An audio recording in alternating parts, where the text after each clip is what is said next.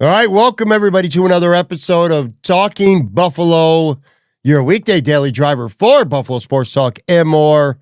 My name is Patrick Moran. Thank you so much for watching, for listening, however you consume the show.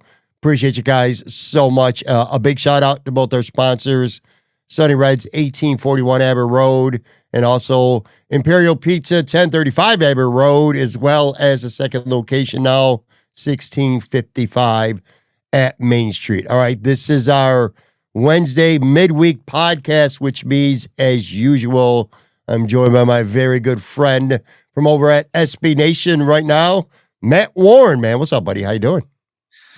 Doing good. Had like first couple late nights now and like early mornings, and so we're back on the fall schedule, man.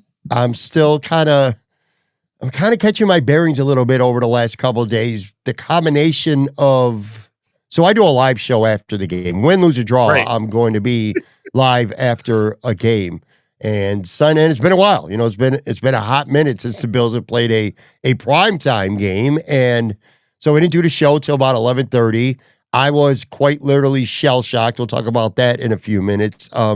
Doing the show, didn't get to bed to probably about 3 a.m. on Sunday night, Monday morning, and kind of only a couple hours of sleep. I popped up yesterday, adrenaline still going and kind of coming off that a little bit. But I'll tell you what, dude, it's a couple days later and I'm still kind of like, pleasantly so, obviously, but I'm still in shock. And I guess my big thought about the game, and we're going to get into a lot of stuff today, folks, but it felt to me, Matt, like this was the opposite of what we are accustomed to. Like, these are the games, these are the ways, these are the scenarios that it feels like for the last 20, 25, 30 years, the Bills are the ones that are on the opposite end. And you feel like you got punched in the stomach and you're like, what the hell just happened? How did we not win this football game? And it almost feels funny to be the one doing the punching to someone else's stomach, a gut punch. You kind of get that sense. It's almost like I'm happy, but I almost feel a little bit off. It just feels weird to me in a good way, though. I went out with some buddies for Monday Night Football last night, and yeah, that's exactly what they said. They're like, this felt like the Patriots, but we're on the other side of it. Like, the inevitability of that the Patriots are going to come back and win those games with Tom Brady as their quarterback. And I mean, I certainly didn't feel like it was inevitable during the game, but sure. But then you look back on it and you're like, okay, I could see how that all kind of played out. It's I'll tell you what, I watched the game with my wife. My son, who I'm still mad at for not watching it with me because we watch all the games together. I love watching football with him, but he tailgated, partied it up. Let's just put it that way. It ended up at a friend's house, so it was just my wife and I. But yeah, it was like as excited as it was at the end. Big hug at the end of the game. It's like, oh my! I still couldn't believe it until the ball was through and there was no flag. And like 5 minutes later, I'm like, holy shit! The Bills actually won this game. And we're going to talk about that. Here's what we're going to do today. I'm going to maybe we'll make this a weekly thing. We'll see how it goes. But I want to go through positionally, talk about each position now that it's been, we've had time to really digest and kind of take the emotion out of all of this and kind of assign a grade, how the Bills did. We'll go position by position. So I want to do that today. We'll spend a few minutes talking about the Jets. Suddenly, that feels like a much juicier matchup on Sunday than maybe it did a handful of days ago. So we'll hit on that. Couple NFL topics as well. Before we get cooking, I want to let people know if you're a fan of Sal Capaccio, like I am and a lot of other people are, I'm actually going to be this Thursday evening at Herbal IQ 63 Transit Road. I'm going to be the guest on an episode of Sal's House. Sal will be there doing his show live. Sports City Pizza Pub's going to be there. Free pizza. So if you happen to be around the area, you want to go to Herbal IQ and check out Sal's House. Like I said, I'll be on with him Thursday night at 6 p.m. Very much looking forward to that. I got a take. Let me give you a take here. And this got nothing to do with positionally. It's something that popped in my head. I was thinking about it this morning over my first of what's already been 3 cups of coffee here before we even hit 9:30 a.m., which I'll let people know we are recording this Tuesday morning just in case something happens with the Bills that we're not addressing on the show today. If it does, I'll be talking about it, of course, tomorrow. But here was the take. Here's what I thought of. I went back and I probably watched more of that film, Matt, than I have any game in a long time, just because I had to see, like, how did this turn around? It was just so much really good, so much really bad in this game. And at some point, it crossed my mind. I'm seeing the Bills having success. And one of the biggest common denominators when they was Jair Alexander, the Ravens cornerback, high profile, former all pro corner. He was available. Eventually he signs with the Ravens. I remember a lot of people, I'm sure we've talked about it. I know I've thought about it, potentially him. How would he fit? Could he work with the Buffalo Bills? And my take was, be careful what you wish for sometimes with some of these guys out there. First of all, he was a detriment to the Baltimore Ravens in that pass defense. He was the one who had the pass interference on Josh Palmer in the third quarter, which led to a touchdown. He was the one on Josh Palmer on that Bills game-winning drive. Josh Palmer cooked him on the left sideline. Josh threw a perfect pass, and he was also the one that got beat on the Keon Coleman skinny route, the last big offensive play of the game for the Bills.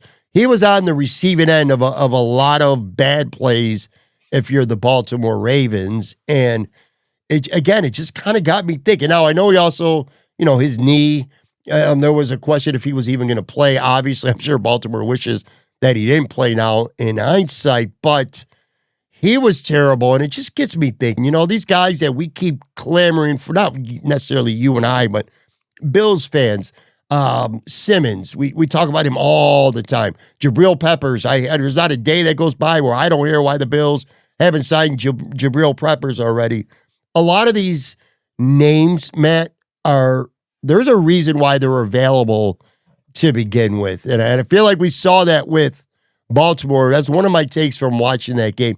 You kind of get that sense like sometimes we fall in love with the thought of a player. We hear his name and what he used to be, not necessarily what they might be now. Oh, absolutely. That's like, that's the gut check part. Like, I mean, you remember how good, like even a guy like Trey White, you remember how good he was, back in the day. And like, obviously time has passed, things change. For Jair Alexander, he didn't practice for like a month or something with that knee injury in training camp. So like he was still very rusty. And it's interesting because I was over at Baltimore Beatdown, SB Nation's Ravens site earlier this week and just answering questions.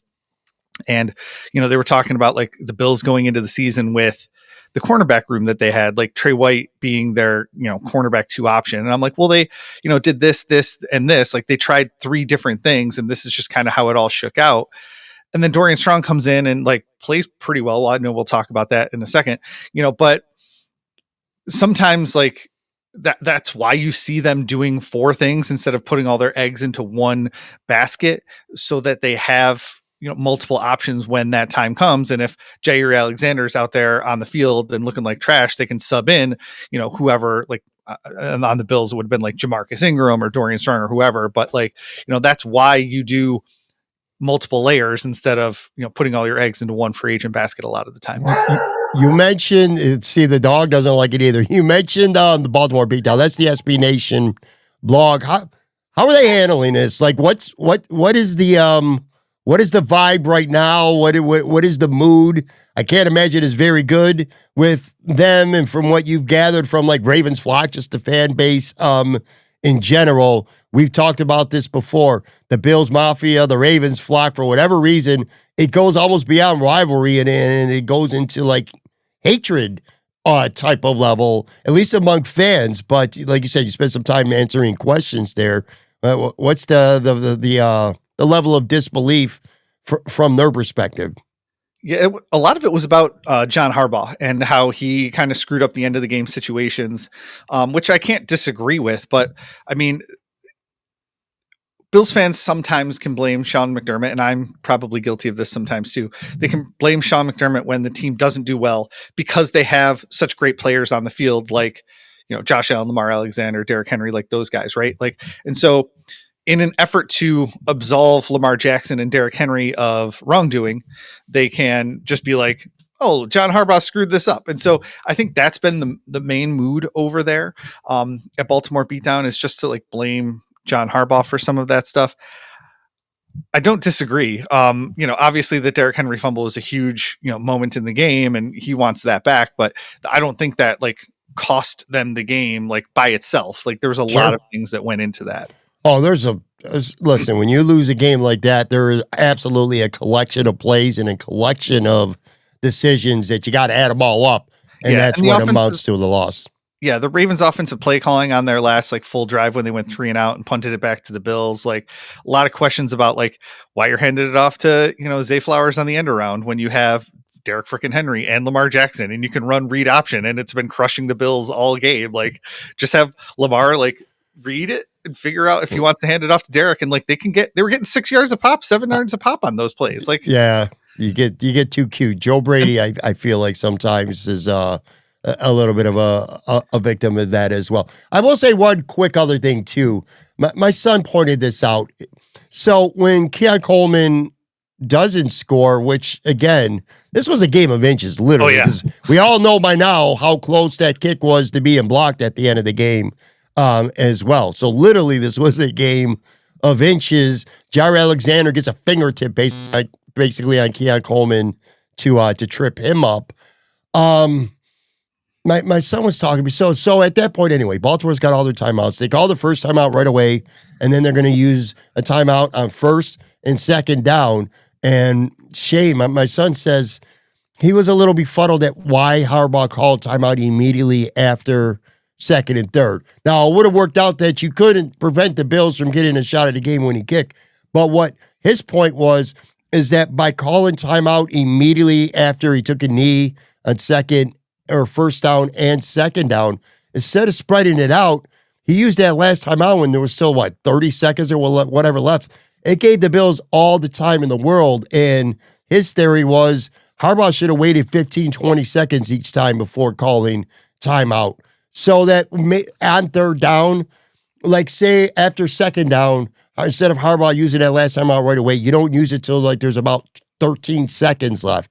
Now the Bills got a decision to make. Do you try to take a knee and run the field goal unit out because you waited longer, or do you kick the field goal and at least have the field goal unit team out now? And if you kick the ball, at least Baltimore's still going to have 15, 20 seconds left, possibly an opportunity. So there was some timeout and clock management, I think, mistakes too by Baltimore by just using the 2 timeouts real quick. I never thought of that until my kid brought it up, but it kind of makes sense, doesn't it? It does.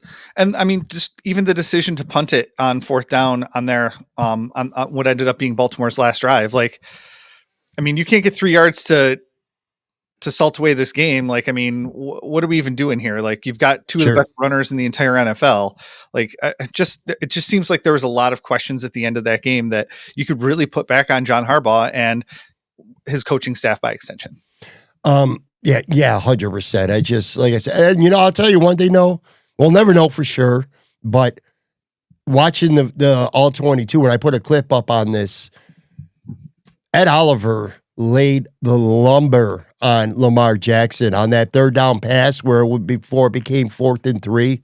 And I think I didn't hear this personally, but I saw someone say that Lamar said he was getting cramped up or something, and that might have had a factor. I don't know that for a fact. That could have been somebody making it up. But I also think there might be some validity to, Ed Oliver hit him so hard that Lamar might have, been a little bit shaken up. I don't know. I'm surprised too. I'm trying to make sense of it. Yeah, all I know is on that third down pass, I'll tell you, Ed Oliver smashed. It was probably the hardest hit he took all night. Smashed Lamar. When we talk about comparing Lamar and Josh, one of the things that I always bring up is that Lamar has missed a lot more time than Josh. And it's because he's like obviously slighter framed. And so because he's smaller, when he takes those hits, he just doesn't have like the beef to withstand some of those. And so I 100% would believe that. I saw that hit too. It was a pretty big one. And so there was some people like, well, obviously he's not going to put himself at risk. And so like maybe they, had to take that off the table, whatever it was. I'm honestly pleasantly surprised. It would not have shocked me if that would have been a penalty, even though it was a clean hit, just because when a quarterback gets hit that hard, it almost always ends up being a penalty. That's the way today's NFL goes. All right, let's get into these positions. So we'll go through positionally. We'll talk about them for a couple minutes, throw out some numbers, and then ultimately, you've been a teacher. I want you to assign a grade to these positions, and maybe this might be something we do each week. We'll see how it goes. But anyway, let's start with the quarterback. I feel like this is going to be a pretty easy grade to assign, but Josh Allen, 33 of 46, 394 yards, 2 touchdowns, 2 rushing touchdowns. Of course, the fourth quarter is when he just absolutely caught fire. 16 of 21, 269 yards, 3 total touchdowns in the fourth quarter alone. His 394 yards is the 5th highest of his career. He had 424 yards against Pittsburgh. That was his career high, I believe, was in 2022. It's when I think he had Gabe Davis deep like twice for 90-plus yards twice in that game. But yeah, dude, Josh Allen. I mean, this is probably the easiest position we'll talk about today. But if there's any fans around the league that think that he was overrated or maybe not deserving of MVP, and you still feel that way today, I just think you don't like the guy personally or whatever, and I don't know what it is because, come on, man, he was an MVP who played like it. Yeah, Tim Graham made the point last week on his show that to win MVP, you got to get out ahead of the curve at the very beginning, right? You need to establish yourself as the MVP front runner and then hold on to it. Mm-hmm. And I mean, boy, did he freaking do that this week because Mahomes lost and didn't play great. Lamar Jackson played really well, but lost to Josh Allen. So he's firmly established himself already as the MVP front runner for this season. And I know it's way early, but to Tim's point, that's how you do it on a national stage in the most exciting game of the entire season, kind of like they did last year against the Chiefs. Obviously that was later in the season, but he won on a national game and the biggest ratings game of the year and looked really great, made superhero plays in it and just held on to it. So I'm giving him an A+.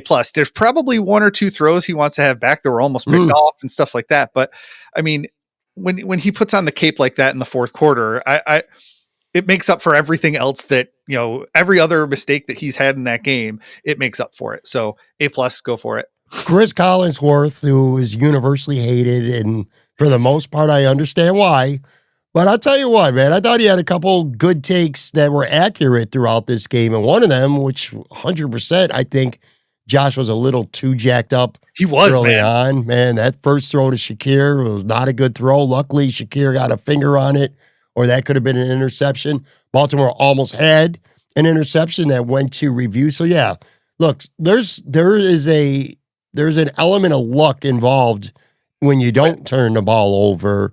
And we had a lot of turnover luck last year with offense, and certainly off to a good start this year because, again, the Bills, he throws the ball 46 times and he does not turn the ball over. Pretty remarkable. Yeah, a couple other throws that weren't great, but look, I mean, what are you going to do? I agree. There's no other grade than A+. So we're recording this. People will be listening mostly, hopefully, Wednesday morning. I have a pretty strong feeling that you're going to be hearing about a Josh Allen Week 1 AFC Offensive Player of the week. I know Herbert had a really good game. Aaron Rodgers had a really good game, but I don't. In the situation against the Baltimore defense, the numbers he put up and a W, I don't see how Josh Allen's not Offensive Player of the Week. Well, you can make a case that there's going to be 3 Bills Players of the Week after what Ed Oliver did and what Matt Prater did, and so. Yeah. I mean, the only reason you wouldn't give it to Josh or one of those other 2 guys is you want to spread it around because those guys were electric, all of them. Yeah, for sure. All right, so A+ for our quarterback. I'm with you there.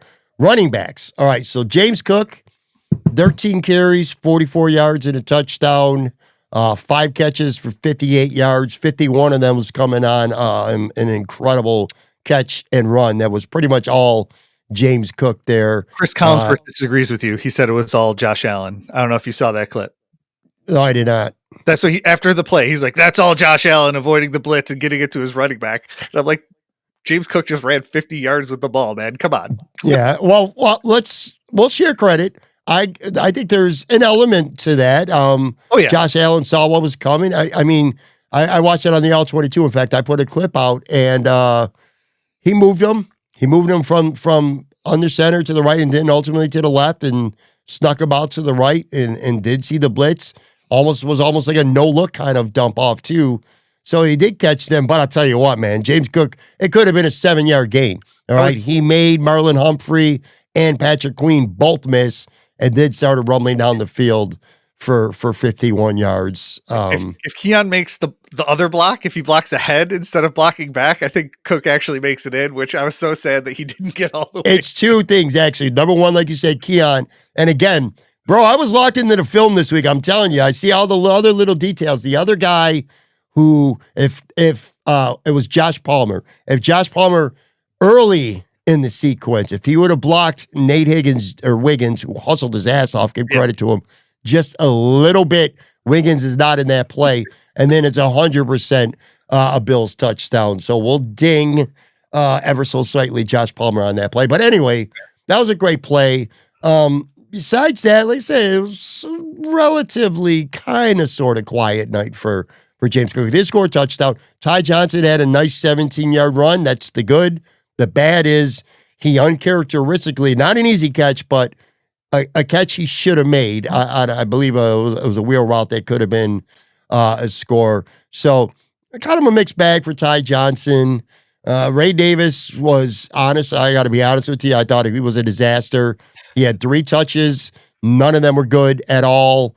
He made a bad decision on a 3rd and 1 to bounce it outside when he could have got the first down inside, which led to Deion Dawkins' penalty, which led to 3rd and long, which led to a punt when they were down 2 scores and early in the 4th. And I'm like, yo, they're just surrendering this game. That's how I felt at the time anyway. I was wrong. But 70 combined yards rushing from the running back. So there's all the elements. Kind of piece that together. Tell me what you think and throw a grade out. Well, I ended up giving him a B, which I think is generous because, I mean, really it's the James Cook catch and run that bumps that up to a B because like on the ground, I didn't think they were very effective. I think Cook averaged like 3.5 yards per carry, not great. So they get a B because James Cook took it 51 yards almost to the house. But yeah, on the run game part of it, not so great. Give him a B. I'll give him a B minus. I think you are being just a touch bit generous. That was a very big play in the game. And plus, I mean, James Cook had a couple nice runs too up the middle. But yeah, by and large, I mean, he was bottled up for the most part. But like I said, the Ty Johnson drop, the Ray Davis, like I said, it just, man, I don't know what it is about Ray Davis. There's some weeks, it's like he is really hit or miss. Like there's some weeks where he looks like a really valuable asset to this offense. And then there's other weeks, and I feel like I can always tell within the first touch or two that he gets. And then there's other weeks where I'm like, I think this offense is better off. He's running back 3. He doesn't even need to be on the field at all. Like James Cook or Ty Johnson could be having his touches. And it just felt to me, for whatever reason, that this was one of those weeks. Now, they're playing the Jets next week, and he was the hero in New Jersey on Monday Night Football last year. So I don't know how I feel about him, but I did not like what I saw from Ray Davis at all. Play the hot hand at running back. I mean, that's why they got 3 of them. Yep, 100%. All right, let's do another one before we get to a break. We'll go wide receivers. So Keon Coleman, 8 catches for 112 yards. Quite the turnaround considering the first ball... the first ball they throw to him, he drops. It was like a bubble screen, and he just dropped the ball. And I'm like, really? This is, all summer long, there's been a lot of debate. Deion has cooked everyone at summer, a dominant training camp. But when he'd have some really bad drops, but they didn't make up for with some really nice plays. Well, guess what? It happened again in the regular season as well. 8 catches for 112 yards and a touchdown. Obviously, the biggest catch of the game, too, near the end. Khalil Shakir, 6 catches for 64 yards. It also should be pointed out that Khalil Shakir did miss, several weeks with the ankle. So his first real action, 6 for 64. Josh Palmer, I thought he had a good game. 5 catches, 61 yards. The big catch on the last drive. Also, it doesn't go for his stats, but he did draw that pass interference as well. So you add that up, and he's flirting with 100 yards. Like, if he makes that catch, if he's not interfered with, we're talking about a close to a 100-yard game for Josh Palmer in his first game with Buffalo. All three of those guys had a catch for at least 25 yards in this game. Elijah Moore, one catch for 3 yards, one run for 8 yards. Okay. I mean, okay, he was out there. But anyway, and Tyrell Shavers, he didn't have a target. He played a lot, especially as special teams, but no factor on offense. But anyway, Keon, Shakir, Palmer, Moore, your evaluation. Yeah, I gave them an A. I liked everything I saw from the wide receiver position, outside of a few uncharacteristic drops from Khalil Shakir. We don't usually see the ball hit his hands and then hit the ground. So, and that has nothing to do with his ankle, in my opinion. But so it's like, it felt weird to me, and I just wanted to mention it.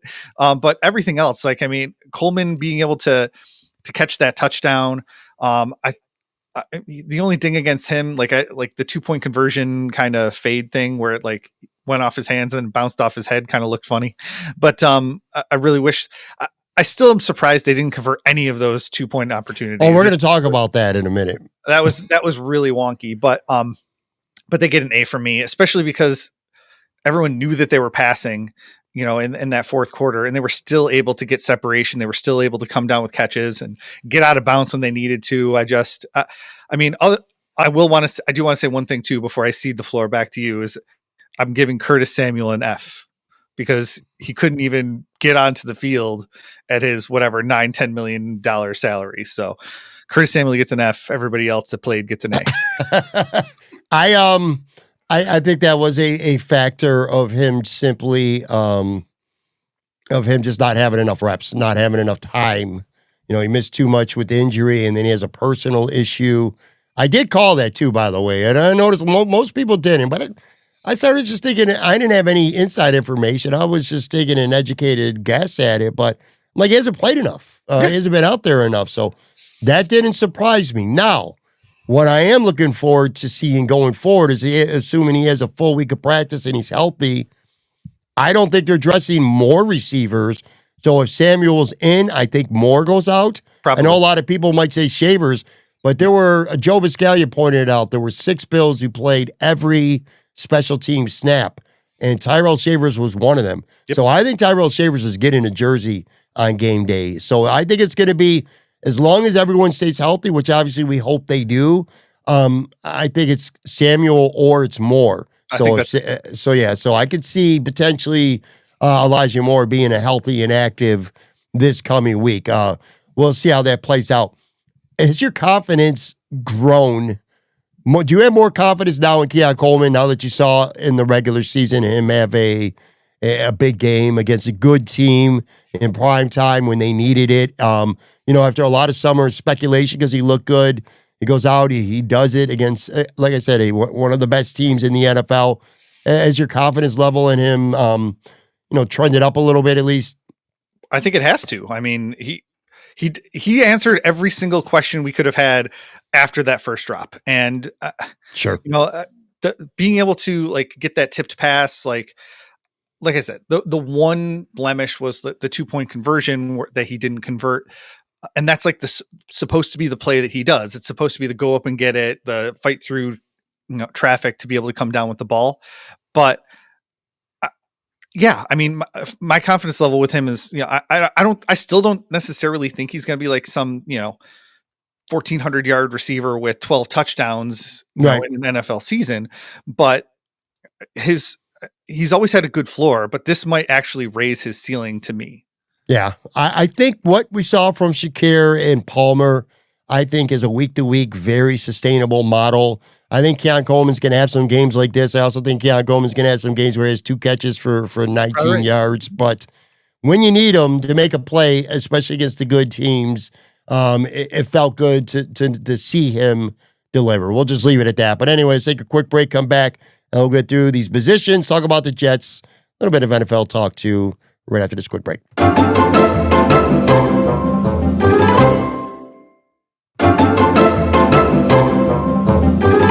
Matt Warren, SB Nation, with me today. We are talking Buffalo Bills, of course, going over grades positionally. Let's get to tight ends.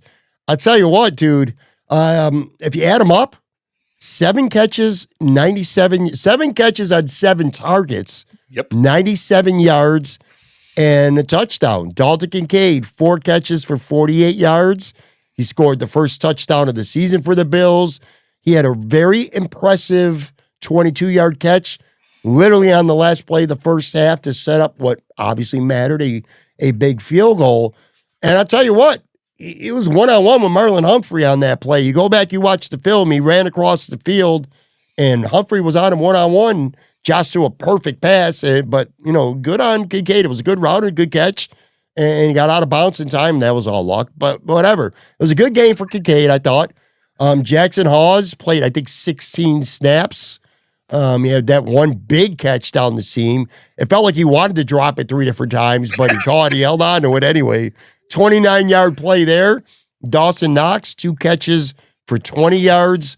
Snap percentage-wise, Dawson Knox ended up leading the team. He played 56% of the snaps. Kincaid, 51%. Jackson Hawes, 19%. The tight ends, Matt, what do you think? I gave them an A+. Like you said, they caught every target their way. Dalton Kincaid, all offseason, we've talked about how he couldn't come up in a big moment for the Bills and for Josh Allen. And then in a big moment in this game, he did come up big for them. And so you have to give him credit for that when, he comes down with that pass right before halftime. I was not expecting to see Hawes over the middle catching that pass. Like, I can't remember who it was on socials, but someone's like, Josh Allen went pure fever dream and threw it down the seam for 30 yards to his third string tight end. It's like, did not expect that. I thought the blocking was good for them as well. So I'm going A+ for them. And that one was pretty easy for me too. Yeah, you know what? I thought it was Dawson Knox who caught the ball. I thought he threw the ball, I should say, to Dawson Knox. I knew it wasn't Kincaid right away because he was thicker. I was like, holy shit, that's Jackson Hawes. That was pretty cool. Look, the summer, so the 2 things I felt like really stood out in the summer to me was, again, we already talked about Keon Coleman. He made a lot of tough competitive catches all summer long, borderline dominant at camp. And the other thing I talked about a lot was it just felt smooth. Every time Kincaid was running a route, it felt like Josh Allen just hit him in stride. It would be a perfect pass. And Kincaid didn't drop the ball. He was making plays like that all of camp. Fortunately for the Bills, it seems to have translated into the regular season. I like what I saw. 4 catches for 48 yards is not going to blow anybody away on the stat line. I get that. But hey, the whole everybody eats thing is real on this football team, folks. If you don't know that by now, I don't know what to tell you. But Shakir gets 6 catches. Palmer gets 5 or 6. Keon's got 8. There's only so many balls to go to Kincaid, so it's not about how many targets he gets. It's about him making the most of them, and he did. Yeah, and if you average it out over 17 games, like that number is like a really, really good number. Same with all of those guys. And so, like, obviously, Josh isn't going to be throwing for 400 yards every game, or at least I hope he's not, because they're not down by 2 touchdowns in the fourth quarter. But I think you look at that stat line, it looks like kind of ho hum, but like, I think at the beginning of the season, if we had said like he's going to get like 70 catches for 600 yards, I think you'd probably be okay with that, or at least I would. I know some people want the 1,000 yards from Kincaid and stuff. The other thing I wanted to mention about tight ends as we transition into the offensive line conversation is Alec Anderson only took 3 snaps because we had Jackson Hawes out there for 16, and so I do think that does make them more versatile when they can put a Mauler at tight end out there instead of that 6th offensive lineman. Yeah, that's a great point. And it makes them more unpredictable. It's a shock when Alec Anderson's out there and you're throwing the ball. First of all, it's a guy who's not going to be a target. So it's one less guy you got to defend if they run play action. So yeah, it's a great point. Jackson Hawes being out there. Who was it last week? Somebody, was it Brady? I don't remember. He said he was the best blocking tight end that he's ever evaluated. I don't know if that was Brady. It was somebody on the staff. So yeah, they're showing a lot of confidence in him right away. So he's looking like a good 5th round pick right off the bat, or at least I should say he is looking like a very useful tool in the Buffalo Bills offensive toolbox. Offensive line. So they only allowed 1 sack. That's obviously good, especially considering the fact that Josh Allen had 46 pass attempts. 13 pressures they allowed. I went on Next Gen Stats and looked this up. The 13 pressures that they allowed was about middle of the pack. They were like 15th in pressures allowed. The running game, not great, 3.5 yards per carry. They ran for 108 yards. Also, but you know what, too? You got to have a curve because you got to take who they're playing into account. You know what I mean? Like if these were their numbers against the New Orleans Saints in week 4, I might not feel the same way that I feel about this. I mean, that Baltimore defensive line and those linebackers are no joke. So anyway, there's a lot of factors. Josh Allen, of course, it could have been a lot more than one sack. There were a few times where Josh Allen does the Joshy things that we become accustomed to. But anyway, offensive line, man, I'm interested in this one, Aaron, what you think. Yeah, I gave them a B because the run game was too bad to give them an A. It just didn't really click on everything. But I thought they were pretty good overall. If they had opened up some better holes for that running attack, I would have no problem bumping it up another letter grade. But there's still some room. They had a couple penalties that I didn't love, things like that. So we'll give them a B and go from there. All right, now I'm with you there too. I would say a little bit lower, but again, I'm going to factor in who they were playing in the situation and stuff like that. So I think a B is very, very fair. Let's move on to the other side of the ball. We'll go defensive tackle first. We talked about him earlier in the show. So listen, obviously it's easy to look at stats and say, all right, well, Josh should win Offensive Player of the Week. There might be a couple other defensive players around the conference that had amazing games as well. So I can't say that Ed Oliver 100% should be the defensive player of the week. I know he better be in that conversation at the very least. I thought this was maybe the best game of his entire career. 6 tackles, 4 run stops, 3 tackles for a loss, 3 pressures, a huge sack. The play of the game, potentially, or not potentially, it was the play of the game, I thought. The forced fumble on Derrick Henry. If that play doesn't happen, the Bills don't win this football game. Just straight up. That's the way it is. And again, I mentioned it earlier. That third down pass, he crushed Lamar Jackson, which may have had something to do with them punting the ball instead of going for the victory. So he was incredible. Daquan Jones, not so much. 1 run stop, which was a nice run stop. Saw that on film. But besides that, nothing. He played 68% of the snaps. And I'm telling you, this is maybe other people cover one, they're film guys. There'll be Joe Marino. Maybe they'll disagree. From what I saw, he was just getting pushed around, stood up. There were several plays you could see it on the film. His back, he's getting turned around. His back is to the ball carrier, Derrick Henry or Hill, when they're running. So I thought one play aside, he was a non-factor, just a big non-factor. The 2 rookies, we'll say kind of a slow start. Sanders had a really poor PFF grade, which I don't give a shit about that, generally speaking. Each of those guys had 1 quarterback pressure they were credited for, at least. Anyway, I think they played 16 snaps, something like that. Their snap percentage was a little bit lower. The starters played a lot more than a Sean McDermott defense. All 4 starters on the defensive line played 68% of the snaps. I think that might have to do with the fact that there were rookies out there at defensive tackle to begin with. But anyway, throw that all together because this isn't an Ed Oliver grade. This is a positional grade, defensive tackle. The new look defense was what I was watching during the game and writing about at Buffalo Rumblings in our feed. And so I spent a lot of time looking at the defensive line, mainly to see if Walker and Sanders were in the game, how Bosa, if Bosa was in the game, kind of all that stuff. And so I ended up watching the defensive line a lot more than I normally would have. And I mean, Oliver gets an A+. I think that's easy, but I gave the rest of the group a D. So you put it all together, I mean, maybe a C, I guess, because Ed Oliver brings them up a whole letter grade. Walker almost let in the game sealing field goal block at the end. He was supposed to block down and blocked out, and that let them sneak in and almost get a hand on the field goal. That was Deion Walker. The first guy that getting a hand on Derrick Henry on way too many plays was, Cole Bishop or Taylor Rapp. So I just, like you said, they were running away from Ed Oliver. And so Daquan really needed to step up and did not. That was actually one of the adjustments they made in the second half is they kicked Oliver a little bit further inside. He wasn't quite 3 tech anymore. He moved a little bit further inside to like a 2 shade 1.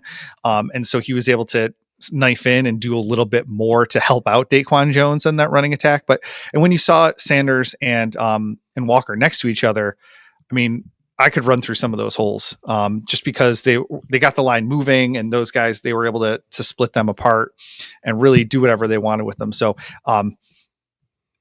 not a great debut for those guys, but again, you're also playing the best running team in the entire NFL. Probably, I mean, the Eagles probably would argue with me on that, but so I don't blame them for having a poor game necessarily in their first NFL game against Lamar Jackson and Derrick Henry, but it just was not great. And I'm hoping it improves this week against the Jets. Yeah, you know what? I would say a C as well. Ed Oliver was an A plus. Everyone else a D minus. So you got to factor in all of it, and it'll bring it up. All right, edge rusher.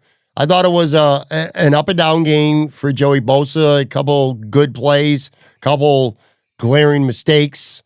Greg Rizzo, ditto. That one play, if there was one play of this game where if there would have been a hidden camera on me, you would have been like, Patrick Moran is an absolute psychopath. It would have been that third down where Bosa and Groot both seemingly had Lamar Jackson dead for a sack. He escapes both of them and he runs for the first down. Very next play, touchdown Derrick Henry. Again, and one of several moments where I'm like, this game is over. I lost my mind. $32 million in 2025 of salary for two guys who cannot combine for a sack. But they did a couple good things. So up and down, I'd say, for them. Both of them also got caught on a play action fake from Lamar Jackson. Both of them.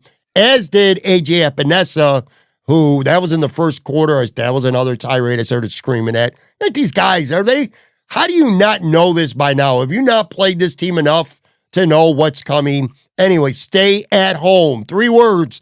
AJ Epinesa, big mistake early. An absolute, complete, utter non-factor in this football game. Kind of Javon Sullivan, who I'm a little surprised. Again, the Bills elected to go special teams prowess with Javon, who played a lot. I think 32% of the steps or whatever, over Landon Jackson, who I thought might have been a better fit to play specifically the Ravens because him just being bigger, better, maybe a run defender. So I was a little surprised about that decision. But anyway, those guys were both non-factors in this game. What about the edge?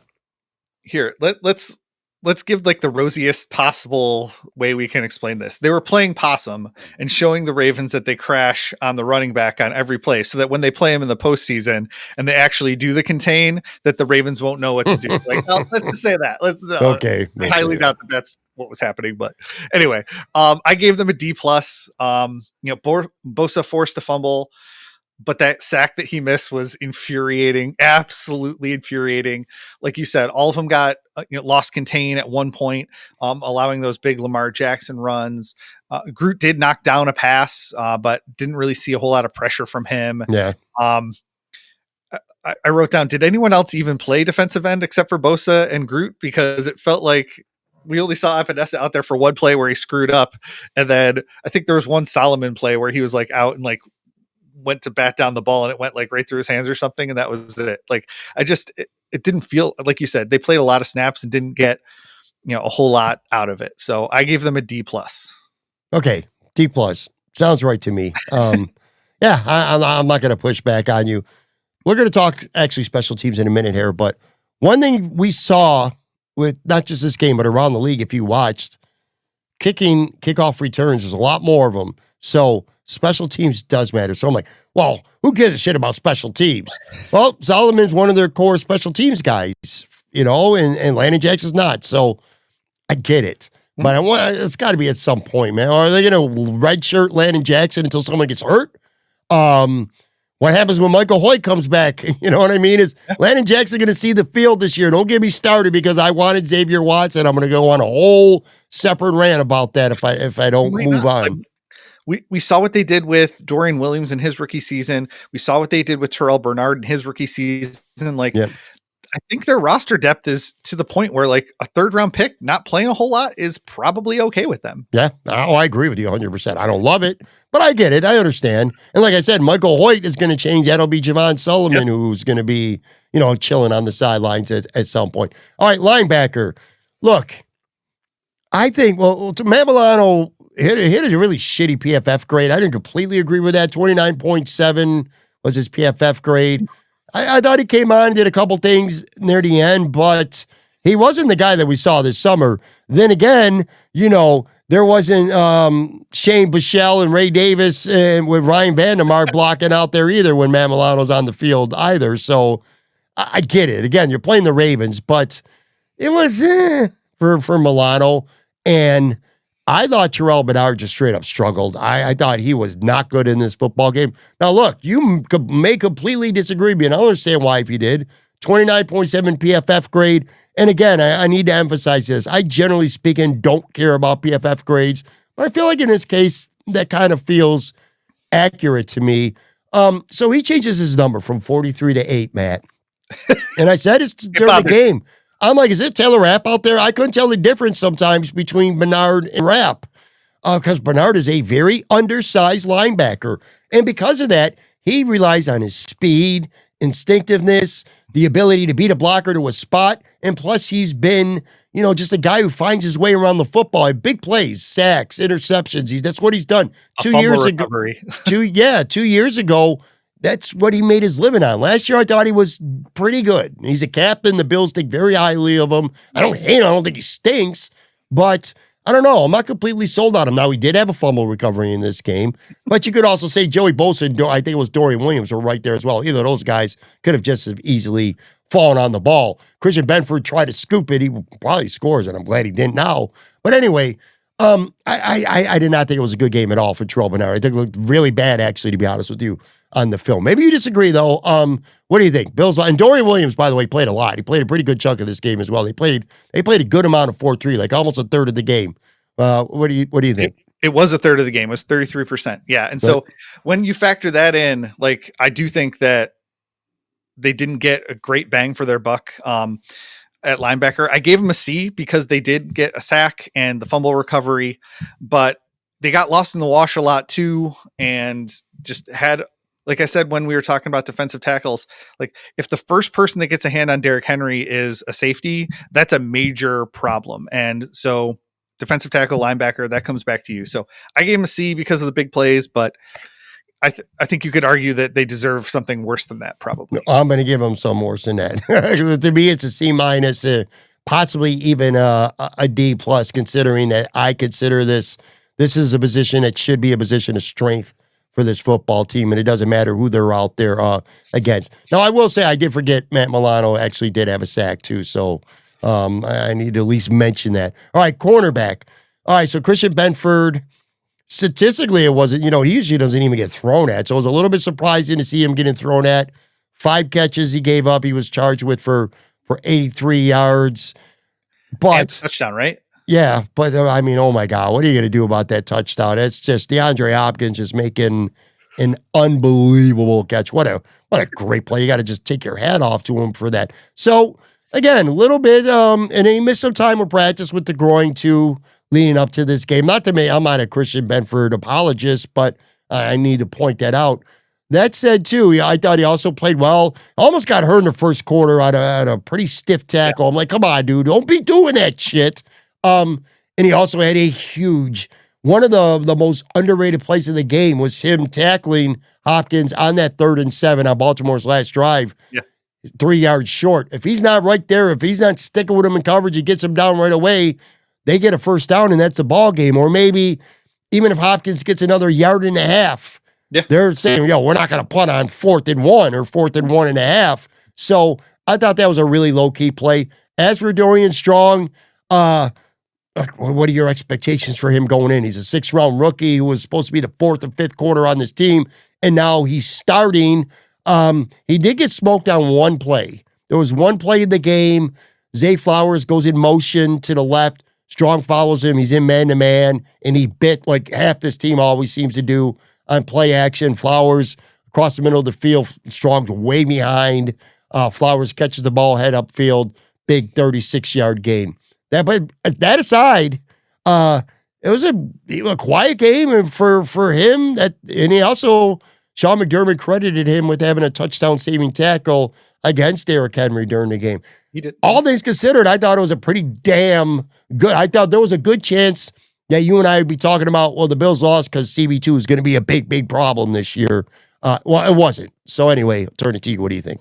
Yeah, weren't you surprised that they didn't go after Dorian Strong more than just that one man beater? Like, I mean, that play was literally designed to beat Dorian Strong in man, whether it's him biting on the play action fake or getting lost in the linebackers.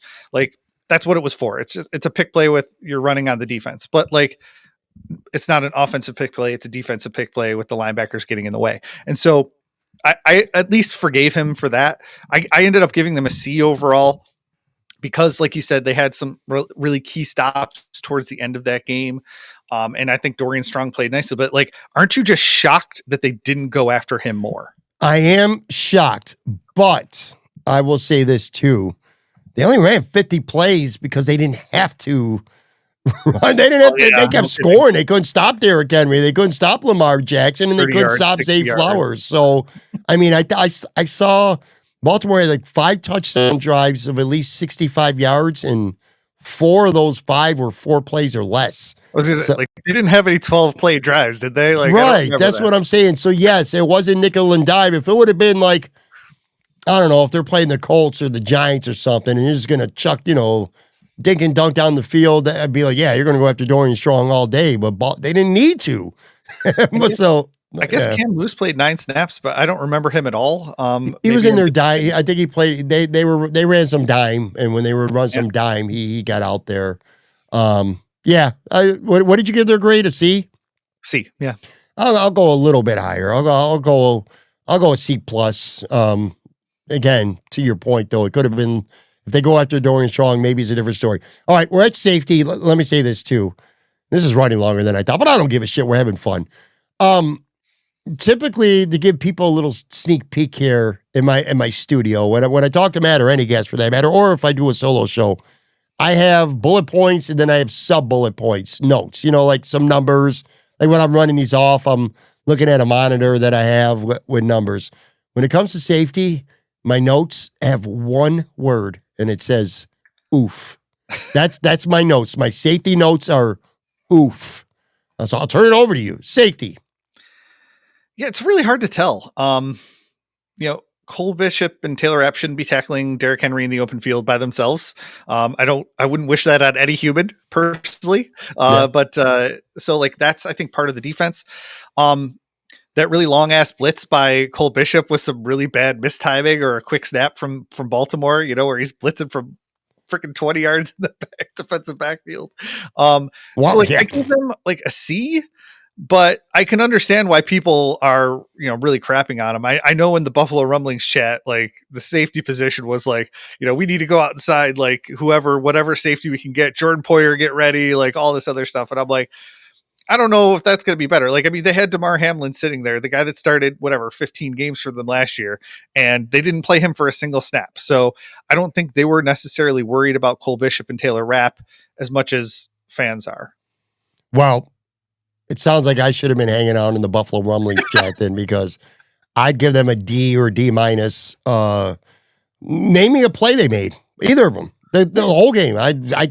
Cole Bishop might have saved a touchdown on the play I described earlier with Zay Flowers, beat Dorian Strong, but he was the center fielder. He was 25 yards on the field. That's what he's supposed to do. That touchdown, which in fairness to Taylor Rapp, he took a bad angle, but boy, oh boy, did he look like, is this Damar Hamlin? Is this Jordan Poyer? Because they all look the same to me out there right now in terms of their athleticism, and it's not good.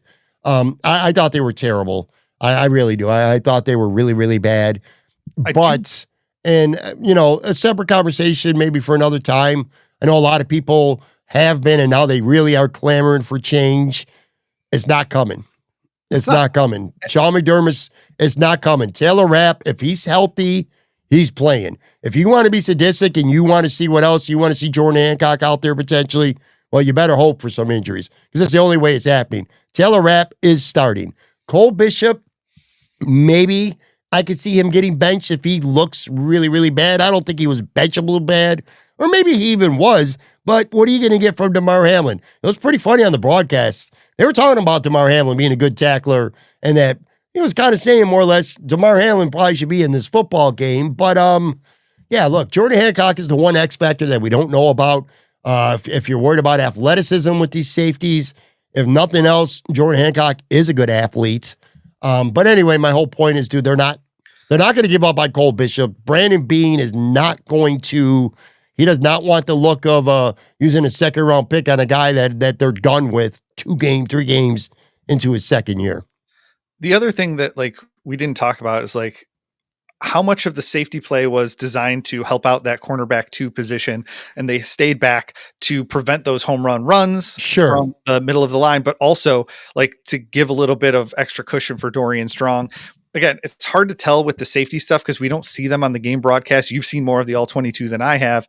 But it felt to me like they were playing further back than they normally do, especially for a run heavy game. You weren't seeing like them come down into the box to really try and focus on stopping the run. And I wonder if part of that is because of that CB2 conversation. And that's fair. And again, the opponent is fair too. Derrick Henry will make Ronnie Lott look stupid. You know what I mean? If he's got that much steam going, like Cole Bishop getting his face planting into the ground by him. It's like that would have been, that was embarrassing, like Collinsworth said, but you know what? I don't know what safety in the NFL, if he's at that angle, at that position, is not going to meet. Wish it on anyone. yeah, exactly. Anyone was going to meet that same fate. Special teams real quick. All right, so the good. Prater, 3 for 3 with field goals, made all of his kicks. Robbins had 1 punt and was inside, not a great punt, but it was inside the 20. Codgerton had that nice 41-yard kickoff return in the first half. On the bad side, they gave up a 41-yard kick return. Dorian Williams had a holding penalty on a kick return. And oh, by the way, they nearly lost the football game quite literally at the end because the rookie blocked the wrong guy, or at least it certainly appears that way to us anyway. So kind of sort of a good and bad. It could have been real. This could have been an F, because if they lose the game, it's an automatic F. I don't care what they do besides that. You lose the game because you blocked the wrong person. It's an automatic F. But Kyle Hamilton ever so slightly kind of hopped for like kind of a split second before he lunged or got up, and maybe by 2 inches, the Bills win this football game. It's a game of inches, folks. Anyway, special teams for you. Did you see Matt Prater ripping smelling salts right before he kicked the field goal? I did not. Did he really? Yeah, he had to stay up. Like the 41-year-old guy. He's not older than me. There's no more NFL players that are older than me anymore now that Jason Peters retired. But like when they signed Matt Prater, I'm like, oh, good, a fellow old. Doesn't he look like he's 10,000 years old? Which, dude, I'm 12 and a half years older than him, man. It makes me feel like a goddamn ancient person right now. But anyway. But yeah, he's ripping salts before making that game-winning kick. I loved it. No, I gave them an A. I really liked the kick returns outside of the holding penalty. Prater, I mean, the way Prater was able to step in, and I know kicker is like, such a highly specialized job. It's not like he had to learn like a game plan or any of that crap. But the kicking on the kickoffs is different than what Prater even practiced last year. And so, and it's certainly different than when he started in the league. And so that there is game planning in the kickoff aspect of it. So I gave them a little bit of a pass on that one kick return that they were able to bring back because of Prater. I gave him an A. And like you said, if he misses that kick or something, like it's a different conversation, but he didn't. So we'll give him an A. All right. That's kind of wild how we could go from an A to an F real quick, isn't it? Yeah, I agree with you, man. I do. Maybe an A minus, I guess. I want to point something out. So I put up a tweet. All right. So the night of the game, and now again, everyone has seen it by this point, but the night of the game ends at 11:30. I do a live show. Obviously, there's no all 22 film, but I'm watching highlights, like ESPN's got clips and stuff like that, the game replay. And I didn't notice it at first because all I kept thinking was, I wasn't thinking about the kick being blocked. I was like, just the kick be good. It was just all I was focused on is the middle of the screen. So I didn't notice it. It's 2 a.m. I do notice it. I'm like, holy shit. Kyle Hamilton should have blocked that kick and the Bills should have lost. I screenshotted it, put up a video at 2:02 a.m. Dude, I've been tweeting now since 2009, I think 2008, so 15, 16 years, whatever it is. The tweet that I put up at 2:02 a.m. is the most viewed tweet I've ever had, ever. I'm looking right now at it. It's over 1 million views on this, man. 1 million views. So that's a legit viral tweet. But anyway, among the comments is John Fina. And look, whether you agree with what John says or you don't agree with him, you got to respect the fact that he knows the game. He's an NFL player. He was a starting left tackle for a decade with this team. I just want to read real quick what he said. Where is it? Dion is the wing. He has to affect the outside man while keeping his left leg planted, and he did. The error was on the Y, who must extend his right arm to the outside gap. The theory is wing inside, leg planted, forces rusher to jump. Takes time for the kick to get off. So basically, I think what John is saying, and I looked again after he said that, and there's some truth. Alec Anderson is the guy who's next to him, and he kind of blocked purely inside. And if John's theory is right, Alec Anderson not having his arm out, I get it. That might slow the guy down. He's got to hop over. So maybe instead of just killing Deion Walker for making a mistake, Alec Anderson might have a little bit of response. I just want to point that out. That it might be Alec Anderson who has a little bit of responsibility in this as well. It's easy to look at that clip, though, because when the Bills are mayhem is ensuing on the field and everyone's going nuts, Deion Walker's kind of walking away by himself. They're like, you get a sense that he's like, oh, my God, thank God this shit didn't get blocked. All right, one more thing I want to hit on, too. I don't know. My microphone's making some weird noises today. Coaching. All right, the good. They never lost focus. It would have been easy. I talked about this on the show yesterday. Look, you're down 15. You're playing a great team. They want revenge. We all know that. Blah, blah, blah. I can't get anything going. The defense sucks. It would have been easy to just say, it's just ain't our week, and you kind of, I'm not saying you give up, so to speak, but you're not as locked in at that point, and you take the L and you move on. I thought this team never lost focus. They never stopped playing 100%. And I think there's maybe a handful of coaches around the league where their team, that's the culture of the team, where they just play hard to the final whistle, no matter what it is. So I think Sean McDermott deserves a lot of credit for that. I also got no problem, even though it didn't work for most of the game. Bobby Babich was pretty aggressive. Like, they had a lot of guys in the box. They blitzed a lot. I think I saw that the Bills tied for the third most percentage of blitzing in this game. So I liked that aggression. The bad, I thought Joe Brady was too conservative until he couldn't be anymore.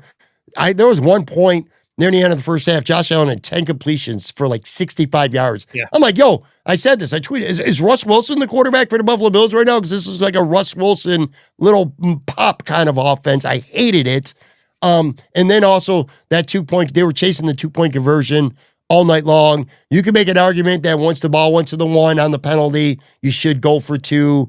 I'll listen to that argument, but what I won't listen to is if you're going to get at the 1 and then you're going to spread it out and throw the ball. That didn't make any sense to me whatsoever. Josh Allen, tush push, cook up the middle, or play action, you know what I mean? Fake it and roll them out, something, anything. You spread the ball out. All you did is give one less yard of room for the receivers to work with in the end zone. I thought that was terrible. I thought the Keon Coleman fade call was terrible. That's a first and goal kind of percentage play from the 4 or 5. That is not, you only get one play and you got to get 2 points, throw a fade. I personally hated that. So some of the decision making and stuff, especially with Joe Brady, I found not good. But anyway, coaching. I think everything you said was fair. I liked what you said about like the Bobby Babich of it all, because they needed to do something on the defense, and what they ended up doing, like I said, was kicking Ed Oliver further inside so that when they ran away from him, he was closer to getting into the play. So like the adjustments they made on defense, I think were strong. Even though I think most of it was actually Ravens shooting themselves in the foot yet again on offense. I fully agreed with all of the 2-point decisions, not necessarily the play calls to your point, but the 2-point decisions were all accurate, I think. Mm-hmm. And so I didn't have a problem with any of that stuff. you're right that they played all the way to the end. They played hard. I mean, how much of that is, believing that you got a freaking unicorn at quarterback, and how much of it is like, the ball bouncing your way the right way and in those last 10 minutes or whatever. So they deserve a lot of credit for winning that game. Um, but I think I only sent out one tweet about coaching. Well, two tweets. One was about the 2-point conversions, that they did a good thing. And then the other one was like, Bobby Babbitt and Sean McDermott are just getting boat raced out of the building. And that was in the first half, and they made adjustments. So that's good. Yeah. By the way, I want to go back to the safety thing a little bit, because I was looking at a comment, and it's fair. Safeties are a product of what's in front of them often, and the Bills' front seven just was not good enough, and stopping Derrick Henry from getting speed going to that second and ultimately that third level. All right, so that's the Bills. Spend the last few minutes here, and again, we're running a little bit late, but I'm having a good time, so we're all right. The Jets. All right, so the Bills are playing the Jets on Sunday. The Jets, I watched a lot of that game against Pittsburgh because it was fun. I originally had Red Zone on, and at some point I actually put the game on directly. Anyway, they lost. They lost to Pittsburgh 34-32. It was Aaron Glenn's coaching debut. Justin Fields looked really good. 16-22, 218 yards, 2 touchdowns on the ground. Breece Hall had over 100 yards. Garrett Wilson had 7 catches for 95 yards. Breece Hall had a couple catches. Defense, not good against Pittsburgh, but they got Quinnen Williams and Will McDonald had 2 sacks in that game. They got Sauce Gardner, who did have a good game statistically. Jermaine Johnson, of course, you got Harrison Phillips. Talent on that team, not enough. But are the Jets, based on what we saw in week 1, right now clearly the class of hold on, let me rephrase that. I said that wrong. Are they clearly the second best team in the AFC East right now? It kind of 1 week in, it felt that way to me. This game went from there's no way the Bills could possibly lose this game to, hey man, don't have a hangover from the Baltimore game. The whole letdown factor, stuff like that. I'm expecting a pretty competitive game here. Aaron Glenn's got this team playing competitive football.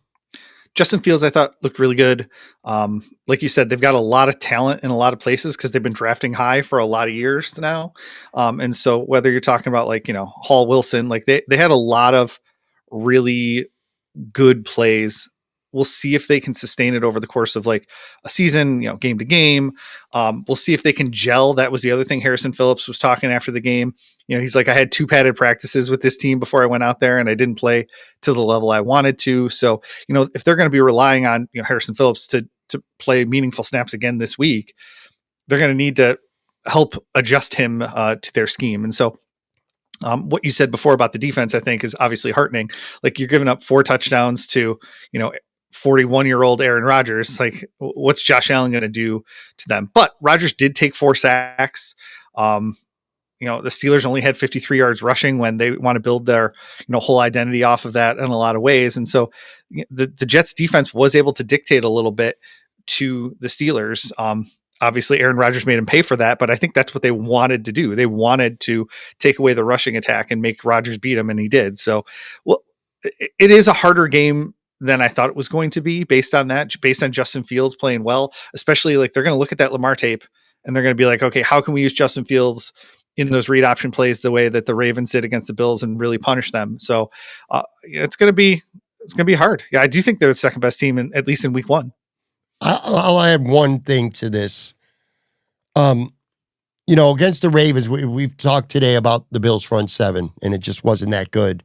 They also played the Baltimore Ravens.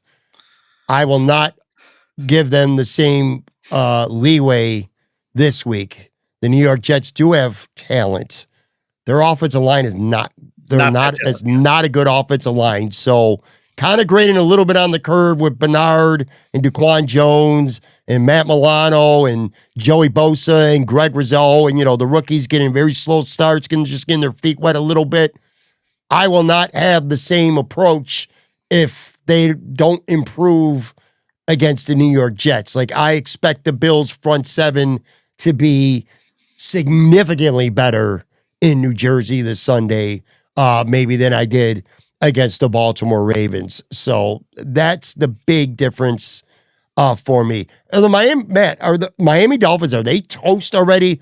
One game, they go to Indianapolis, they get absolutely disgraced, embarrassed.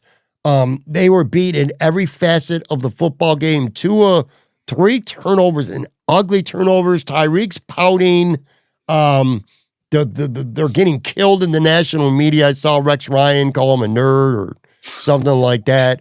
A genius and a nerd, and that they've basically quit. They don't. I believe that. I don't like Rex Ryan at all, but I think he's right. This to me looks like a team that's already. I thought this was the case last year, and it's taken 1 week. I think this might be a team that they're so. I'm not going to say they quit on their coach, but they just look so disconnected right now. It's crazy to me. The Bills play the Dolphins in week 3 on Thursday Night Football. Yeah. And then Miami plays on Monday Night Football the following week. So they get 11 days off between games. If they get absolutely destroyed the next 2 weeks, like Mike McDaniel might not even make it out of September. Like that's how bad they looked. Like the vibes, and I know I'm more analytical than a vibes guy. I'm not just like using my gut, but like Tyreek Hill is still complaining on the sideline. They already had the offseason complaints between Tyreek and Tua. Like Tua's body language is horrible. Mike McDaniel's body language is horrible. Like he's not wearing like t-shirts walking around practice. Like it's not cold enough or whatever. I can't remember what his shirt said. Like, I mean, he's lost his edge. It looks like the whole Dolphins team is following him down that, like, I mean, he looks like a guy that's been like just beaten up and beaten down. And it does look like they're toast to me. So we'll see what happens if they can respond. They play the Patriots this Sunday. So, and then, like you said, they're at Buffalo. My prediction was he didn't make it to Thanksgiving. Then it was like he might not make it to Halloween. There might be some validity to what you said, though. If they go out and they lose at home, by the way, to New England this week, and then they get smacked by Buffalo the following Thursday, they're 0-3. Yeah, with the mini bye, so to speak, before that week 4 Monday night game, that could happen. So I said they play New England. Were we too high, I should say, the Patriots? Not the end of the world. It's just one game. Hey, we all tend to overreact in one game. I get that, but they lost at home to the Raiders, and they allowed 389 passing yards, or 389 total yards, 333 yards passing. Some guys look pretty good statistically if you just look at the box score, but again, they had the Vegas Raiders at home in their opener, and they didn't look good, and they lost. Were we too high on them? Maybe. I don't know. That seemed like on paper that game was going to be really evenly matched, and it wasn't a bad game. Like, just like you didn't know if like the new regime in Vegas or the new regime in New England was going to kind of click first. It didn't surprise me that they lost, but it wouldn't have surprised me if they won either. We always knew they were going to be kind of that middle of the road team, or at least I thought they were. I know some people were picking them to be a wild card team, but I figured they were going to be like a 500 team this year. Nothing that happened during that game is changing my opinion of them. Last thing here. So I have 3 takes. I'm going to throw you. This is going to be a lightning thing. I'm going to throw 3 takes at you. I don't want to take up much more of your time. So just give me a quick thought on these. They're not really questions. They're more statements from me.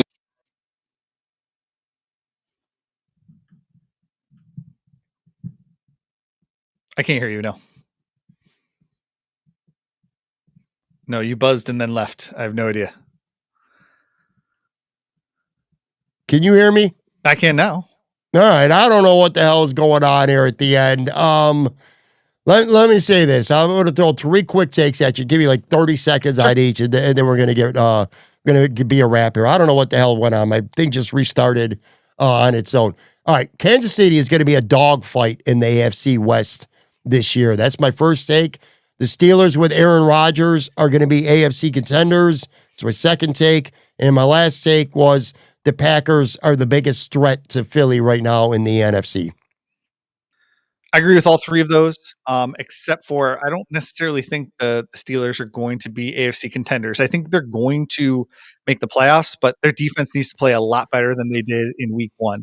The AFC West, I picked the Broncos to win the AFC West. Other people picked the Chargers. Like those teams are much better, and the Raiders are much better than they have been.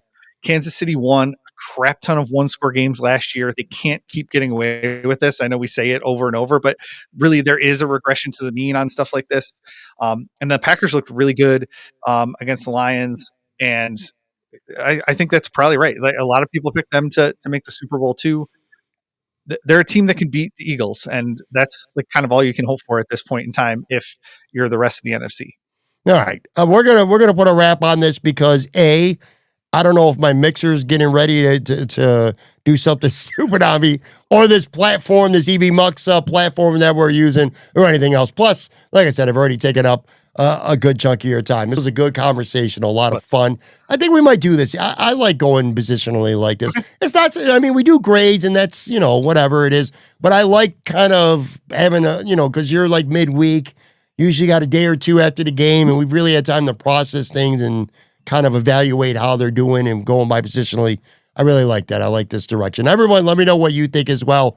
Make sure you follow Matt on Blue Sky and X at Matt Richmore. And of course, make sure you check out Buffalo Rumblings, man. A great one-stop shop for all things Buffalo Bills. Appreciate you, buddy. Have a good one. All right, guys, and I will be back with I think Joe from Queens actually is going to be with me tomorrow. He was in Buffalo, and he insists on talking about his trip, so get ready for 20 minutes nonstop. Joe from Queens Talk on the show tomorrow.